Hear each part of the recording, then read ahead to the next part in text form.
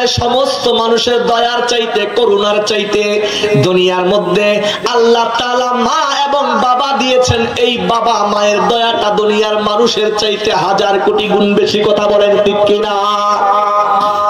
তারপরে চিন্তা করে দেখলাম দুনিয়ার সমস্ত মানুষের করুণা আর দুনিয়ার সমস্ত মা এবং বাবাদের দুধ করুণা গুলি এক পাল্লাই যদি নেই, আর আমার রবের করুণার দিকে যদি একটু তাকাই, রহমানের দিকে যদি একটু তাকাই, আমি যদি একটু নির্ণয় করার চেষ্টা করি আমার মা বাবা, আমার দুনিয়ার মানুষের করুণা বেশি না আমার রবের করুণা বেশি, তাহলে আমার মধ্যে কম্পেয়ার করার জন্য, নির্ণয় করার জন্য চিন্তা করেছিলাম।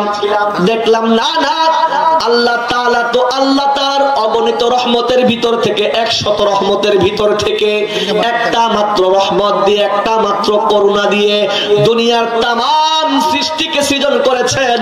দুনিয়ার সমস্ত প্রাণীকে আল্লাহ তাআলা তৈরি করেছেন। আমি যখন চিন্তা করে দেখলাম রে মালিক,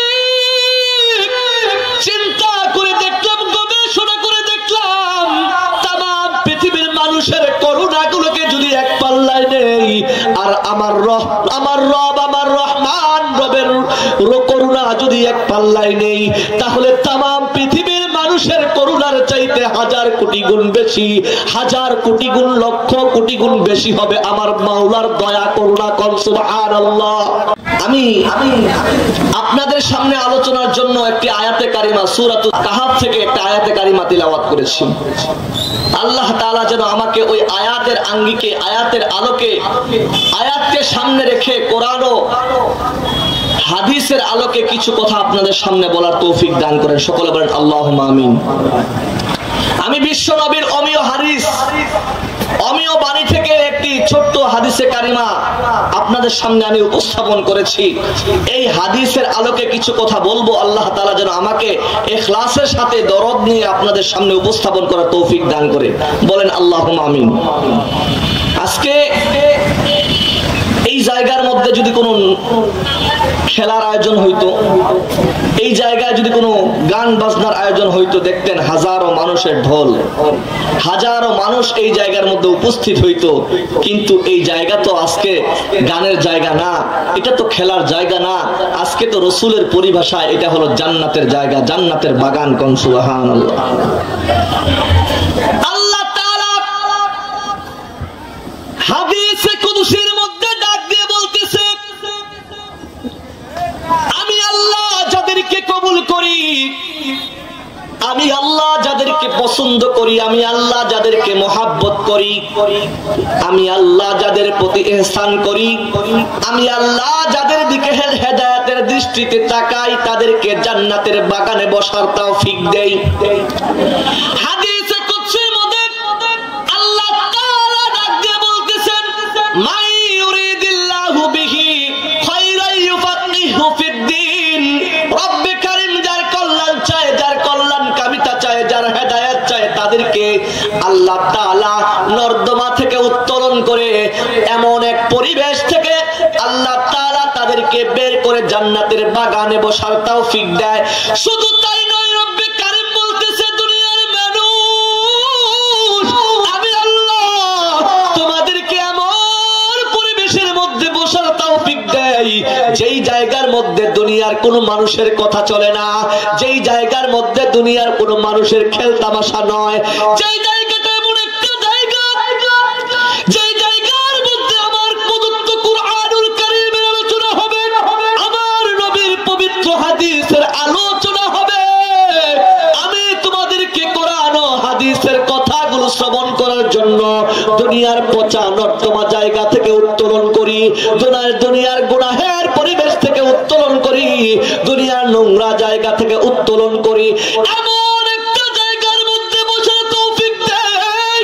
ও বান্দা, ওই জায়গার মধ্যে বসে যদি তোমার রবের কাছে দুইটা হাত উত্তোলন করে বলে, মালিক রে, আমি জীবনে অনেক গুনাহ করেছি, অপরাধ করেছি, পাপ করেছি, আল্লাহ আপনি আমার জিন্দেগীর গুনার দিকে না তাকাইয়া আপনার রহমান নামের উসিলা করিয়া, আপনার রহিম নামের উসিলা করিয়া, আপনার গফফার নামের উসিলা করে জিন্দেগীর সমস্ত গুনাহগুলি মাফ করে দেন।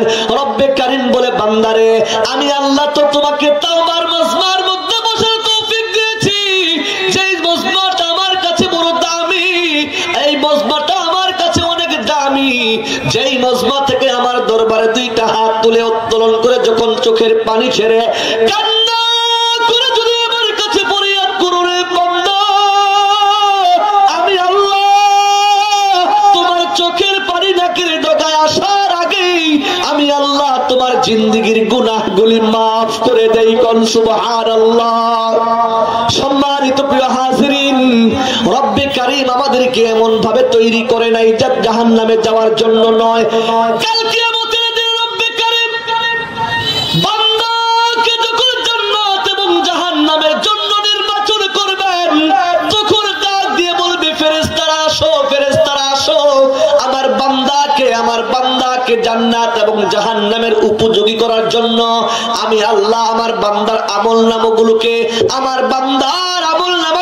আজকে আমি মাপার ব্যবস্থা করব, মিজানের পাল্লা কায়েম করব।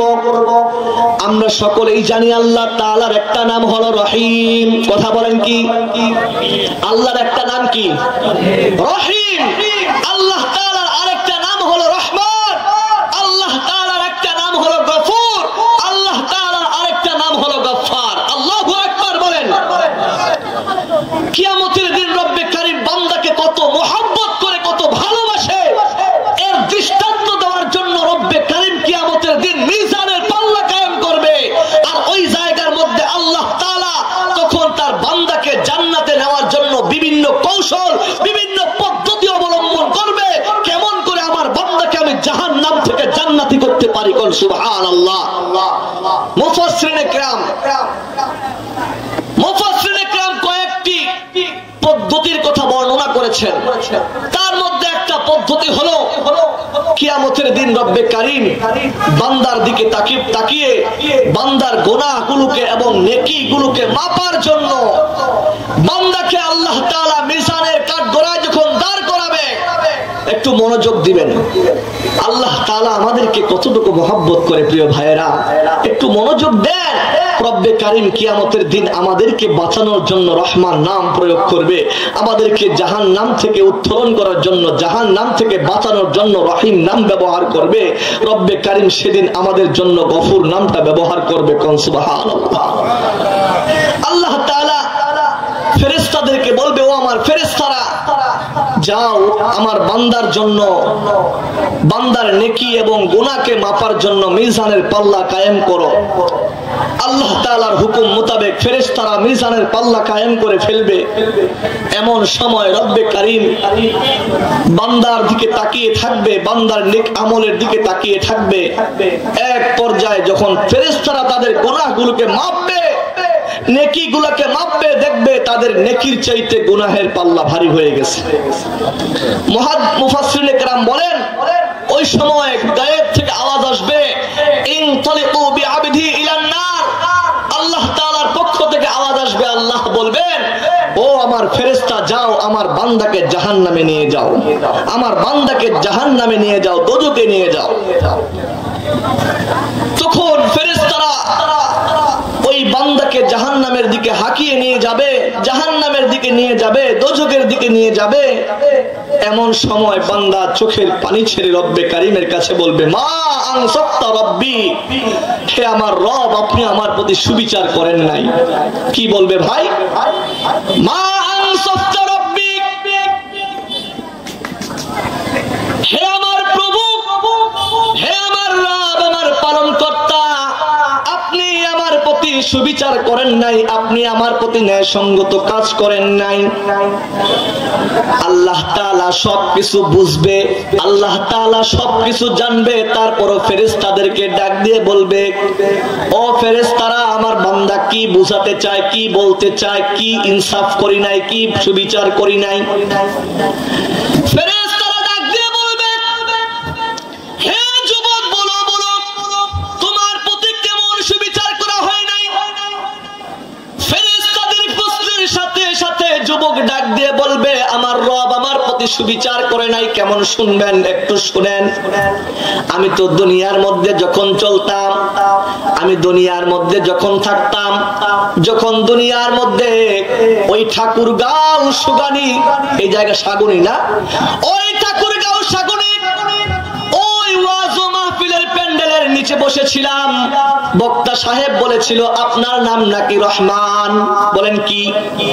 জোরে বলেন কি? আপনার নাম নাকি রহমান? আপনার নাম নাকি রহিম? আমি শুনেছিলাম বক্তা সাহেব বলেছিল, আপনার নাম হলো গফুর, আপনার নাম হলো গফফার।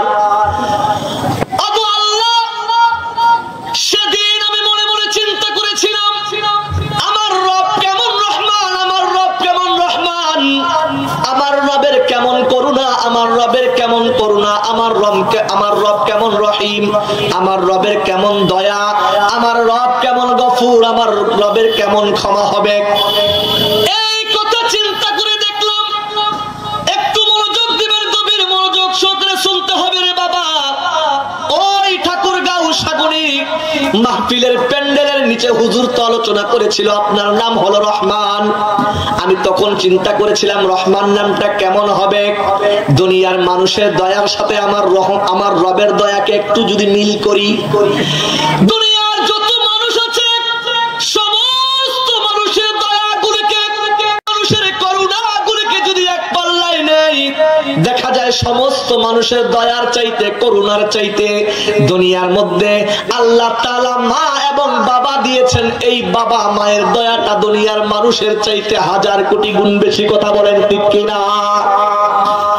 তারপরে চিন্তা করে দেখলাম, দুনিয়ার সমস্ত মানুষের করুণা আর দুনিয়ার সমস্ত মা এবং বাবাদের দুধ করুণাগুলি এক পাল্লায় যদি নেই, আর আমার রবের করুণার দিকে যদি একটু তাকাই, রহমানের দিকে যদি একটু তাকাই, আমি যদি একটু নির্ণয় করার চেষ্টা করি, আমার মা বাবা, আমার দুনিয়ার মানুষের করুণা বেশি না আমার রবের করুণা বেশি, তাহলে আমার মধ্যে কম্পেয়ার করার জন্য, নির্ণয় করার জন্য চিন্তা করেছিলাম। দেখলাম না না, আল্লাহ তাআলা তো আল্লাহ তার অগণিত রহমতের ভিতর থেকে, 100 রহমতের ভিতর থেকে একটা মাত্র রহমত দিয়ে, একটা মাত্র করুণা দিয়ে দুনিয়ার তামাম সৃষ্টিকে সৃজন করেছেন, দুনিয়ার সমস্ত প্রাণীকে আল্লাহ তাআলা তৈরি করেছেন। আমি যখন চিন্তা করে দেখলাম রে মালিক, চিন্তা করে দেখলাম, গবেষণা করে দেখলাম, তামাম পৃথিবীর মানুষের করুণাগুলোকে যদি এক পাল্লায় নেই, আর আমার রব, আমার রহমান রবের করুণা যদি এক পাল্লায় নেই, তাহলে তামাম পৃথিবীর মানুষের করুণার চাইতে 1000 কোটি গুণ বেশি, 1000 কোটি গুণ, লক্ষ কোটি গুণ বেশি হবে আমার মাওলার দয়া, করুণা। কোন সুবহানাল্লাহ। ও মালিক, আপনি আমার প্রতি সুবিচার করেন নাই, জাহান্নামের দিকে অগ্রসর হবে, আর বান্দা ডাক দিয়ে বলবে, মালিক মা আনসাফতা রাব্বি, আপনি আমার প্রতি সুবিচার করেন নাই, আমার প্রতি সুবিচার করেন নাই, আপনি আমাকে জাহান্নাম দিতে পারেন না রে মালিক। আমি দেখলাম দুনিয়ার মানুষের চাইতে আপনার করুণা বেশি। ও মালিক, তাই না রে মালিক? আপনার নাম হলো রহিম, আপনার রহিম নামটা কেমন? আমি একটু বিশ্লেষণ করলাম, কম্পেয়ার করলাম, দেখলাম, গবেষণা করলাম, দুনিয়ার মানুষের দয়াগুলিকে যদি এক পাল্লায় নেই, আল্লাহু আকবার বলেন, দুনিয়ার মানুষের দয়াগুলিকে যদি এক পাল্লায় নেই, দুনিয়ার তামাম পৃথিবীর মানুষের দয়াগুলিকে যদি এক পাল্লায় নেই, আর আমার রবের রহিম নামের দয়াটা যদি এক পাল্লার মধ্যে নেই, আল্লাহ তাআলার দয়া এত বেশি হবে, দুনিয়ার মানুষের দয়াগুলো আমার রবের দয়ার কাছে শূন্য হয়ে যাবে, শূন্য হয়ে যাবে। কোন সুবহানাল্লাহ। ও তামাম পৃথিবীর মুসলমান যুবক ভাইরা রে আমার, ও পর্দার অন্তরালের মা, ও বৃদ্ধ বাবা, কেমন রব পাইছো, কেমন রব পাইছো রে বান্দা, যেই রবের কাছে চাই নাই, রবের কাছে চাই নাই রব, কিন্তু দুনিয়ার মধ্যে ইসলামের সুশীতল বাণী আমাকে আপনাকে দান করেছে রব্বে কারীম। শুধু তারপরও আমাদেরকে ইসলাম দিয়ে ক্ষান্ত হয় নাই, ক্ষান্ত হয় নাই।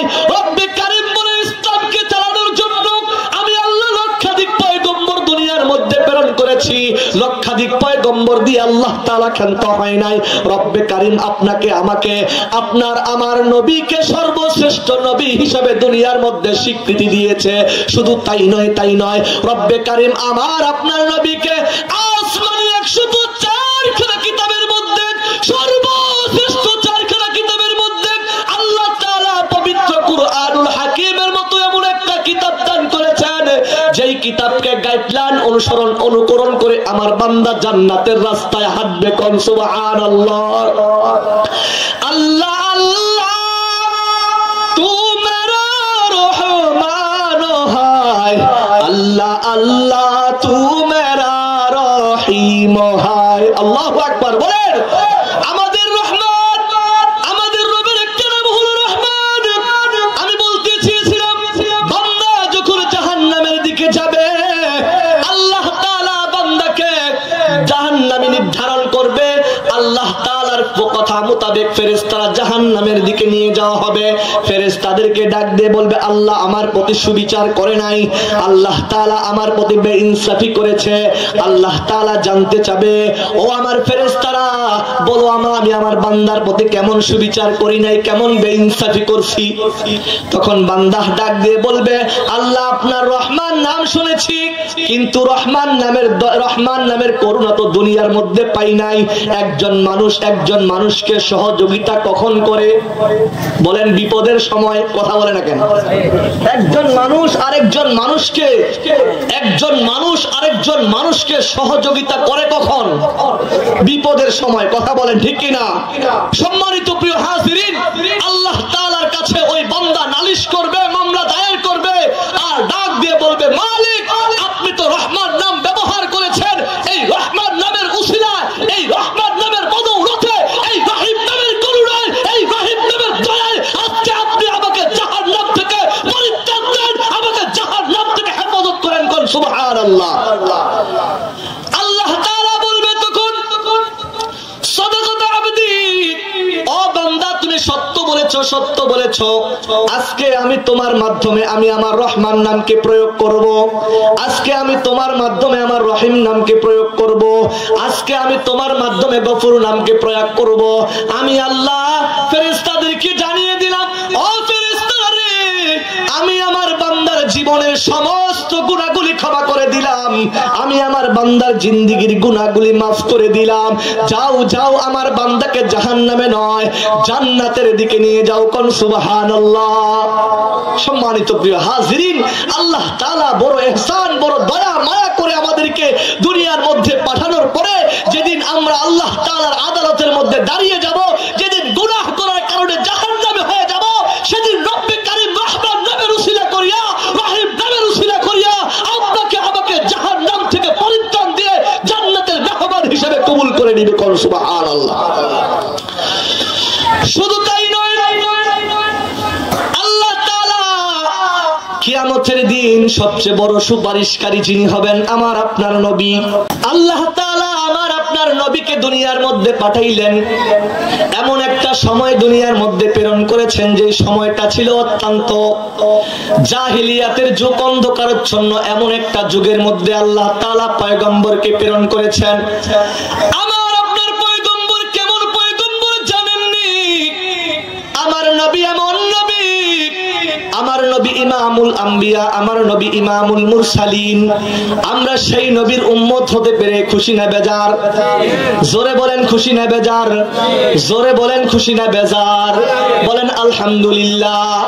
আল্লাহ তাআলা যুগে যুগে কিয়ামত পর্যন্ত দুনিয়ার মধ্যে যত নবী এবং রাসূল প্রেরণ করেছিলেন, সমস্ত নবীদের মধ্যে সর্বশ্রেষ্ঠ নবী হলেন আমার নবী, সমস্ত রাসূলদের মধ্যে সর্বশ্রেষ্ঠ রাসূল হলেন আমার রাসূল। শুধু তাই নয়, আল্লাহ তাআলা আমার নবীকে ইমামুল আম্বিয়া, ইমামুল মুরসালিন হিসাবে কবুল করেছে। কোন সুবহানাল্লাহ। আজকে কিছু নাস্তিক, কিছু ব্লগার আছে আমার নবীর জন্ম নিয়ে, আমার নবীর চরিত্র নিয়ে, আমার নবীর বংশ মর্যাদা নিয়ে কথা বলে, কথা বলে ঠিক কিনা? তারা জানে না আমার নবীর বংশ পরিচয়, আমার নবীর যেই আশার যে সিরিয়াল, যে স্ট্রাকচার রয়েছে, কিয়ামত পর্যন্ত হাজার হাজার মানুষের সিনার মধ্যে তারা এই নবীর জন্ম ডিটেলস কে লালন করে, কথা বলেন ঠিক কিনা?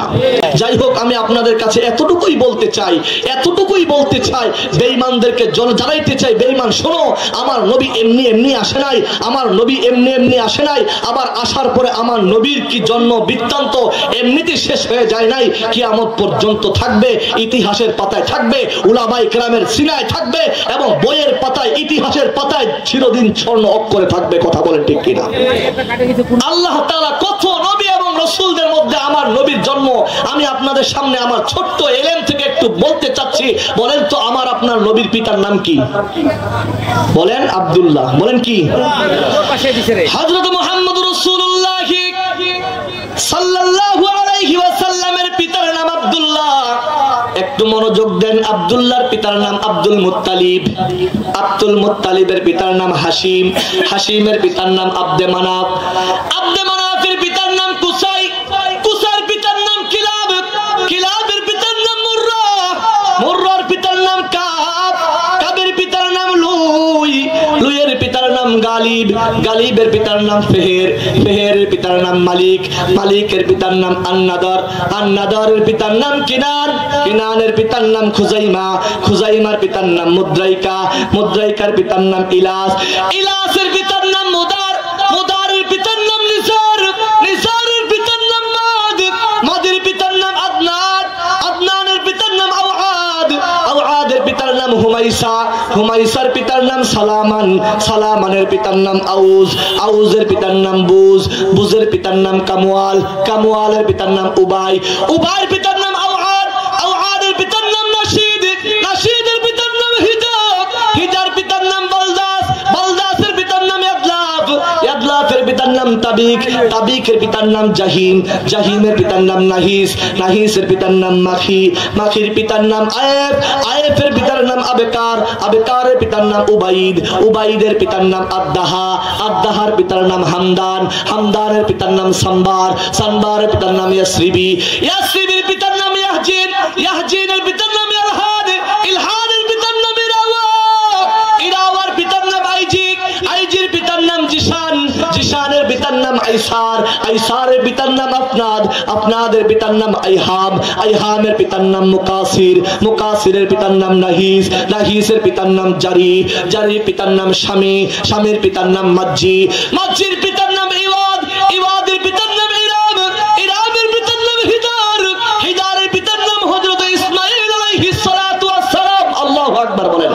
ইসমাঈল আলাইহিস সালামের পিতার নাম হলেন ইব্রাহিম আলাইহিস সালাম, ইব্রাহিম আলাইহিস সালামের পিতার নাম কেউ বলেন তারক অথবা কেউ বলেন আজর, তারকের পিতার নাম নাহুর, নাহুরের পিতার নাম শারুজ, শারুজের পিতার নাম রাউ, রাউর পিতার নাম ফাহিজ, ফাহিজের পিতার নাম আফরাশাদ, আফরাশাদের পিতার নাম শাম, শামের পিতার নাম হযরত নূহ আলাইহিস সালাতু ওয়াস সালাম, নূহ আলাইহিস সালামের পিতার নাম লামিক, লামিকের পিতার নাম মাতুসালিক, মাতুসালিকের পিতার নাম হযরত ইদ্রিস, হযরত নূহ ইদ্রিস আলাইহিস সালাম, ইদ্রিস আলাইহিস সালামের পিতার নাম ইয়ারিদ, ইয়ারিদের পিতার নাম মালহালিল, মালহালিলের পিতার নাম কিনান, কিনানের পিতার নাম আনুশ, আনুশের পিতার নাম হযরত শীশ আলাইহিস সালাতু ওয়াস সালাম, শীশ আলাইহিস সালামের পিতার নাম দুনিয়ার প্রথম মানব, আল্লাহু আকবার বলতে হবে, দুনিয়ার প্রথম মানব, সৃষ্টির প্রথম মানুষ, আল্লাহ তাআলা যাকে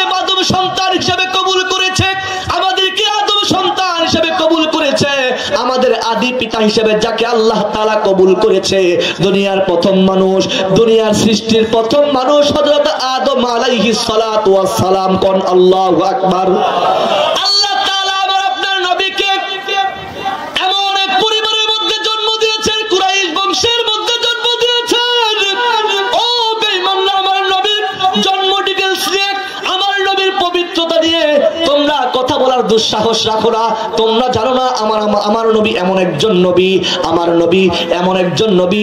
আল্লাহ তাআলা আমার নবীকে কেন্দ্র করে কুরআনুল কারীমের মধ্যে বলতেছেন, ইয়া আইয়ুহাল্লাযীনা আমানু আতিউল্লাহ ওয়া আতিউর রাসূল ওয়া লা তুবতিলু আ'মালাকুম।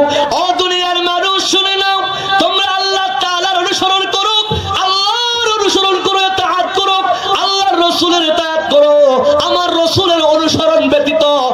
দুনিয়ার মধ্যে জমিন থেকে আসমান পর্যন্ত নেক দ্বারা ভরপুর করে দাও। আল্লাহ তাআলা বলেন তোমার কোন ইবাদত আল্লাহর কাছে কবুল হবে না, তোমার সমস্ত আমলগুলো বরবাদ হয়ে যাবে। কোন সুবহানাল্লাহ। আমার রাসূলের অনুসরণ ব্যতীত, আমার রাসূলের কাইফিয়ত ব্যতীত যত পদ্ধতি থাকবে, যত পদ্ধতি থাকবে, যত কর্ম থাকবে, কোন পদ্ধতি, কোন কাইফিয়ত, কোন কর্ম দুনিয়ার মধ্যে সচল হবে না, অচল হয়ে যাবে, অচল হয়ে যাবে, অচল হয়ে যাবে। কথা বলেন ঠিক কিনা? যেটুকু বলছি আল্লাহ তাআলা সর্বপ্রথম আমাকে সেই কথাগুলোর উপর আমল করার তৌফিক দান করেন। আর শেষ কথা হলো, আমরা সকলে কবর পথের যাত্রী। কথা বলেন ঠিক কিনা? আর আমরা আমাদের রবকে ভুলে যাব না। কি বলেন ঠিক না? একটা সঙ্গীত বলে শেষ করে দিচ্ছি। কবরে রাজাব কত কঠিন, আমার সাথে বলতে পারবেন? সইতে আমি পারিব না, মৃত্যুর যন্ত্রণা কত কঠিন, সইতে আমি পারিব না। অগদয়াময় হে রহিম, চাই যে তোমার শুধু করুণা, কবরে রাজাব কত কঠিন, সইতে আমি পারিব না, মৃত্যুর যন্ত্রণা কত কঠিন, সইতে আমি পারিব না। মসজিদের ওই পালকি খানা, আসবে সবার দ্বারে সবার জানা, মসজিদের ওই পালকি খানা, আসবে সবার দ্বারে সবার জানা, বড়ই পাতার গরম পানি, শেষ গোসল দিবে সব জনা, গোসল শেষে সাদা কাফনে চির বিদায় দিবে মনা, গোসল শেষে সাদা কাফনে চির বিদায় দিবে মনা। কবরে রাজাব কত কঠিন, সইতে আমি পারিব না, মৃত্যুর যন্ত্রণা কত কঠিন, সইতে আমি পারিব না। মুনকার নাকির আসবে কাছে, সুয়াল করিতে আমার পাশে, মুনকার নাকির আসবে কাছে, সুয়াল করিতে আমার পাশে, সেই সুয়ালের সঠিক জবাব আমাকে ভুলে দিও না। কবরে রাজাব কত কঠিন, সইতে আমি পারিব না, মৃত্যুর যন্ত্রণা কত কঠিন, সইতে আমি পারিব না। আধার কবরে আলো দিয়ে সব বিচ্ছু সব দূরে ফেলে, আধার কবরে আলো জেলে সব বিচ্ছু সব দূরে ফেলে, বেহেশত হতে আমার লাগি দিও ফুলের বিছানা। কবরে রাজাব কত কঠিন, সইতে আমি পারিব না, মৃত্যুর যন্ত্রণা কত কঠিন, সইতে আমি পারিব না। ও গো দয়াময় হে রহিম, চাই যে তোমার শুধু করুণা, কবরে রাজাব কত কঠিন, সইতে আমি পারিব না, মৃত্যুর যন্ত্রণা কত কঠিন, সইতে আমি পারিব না।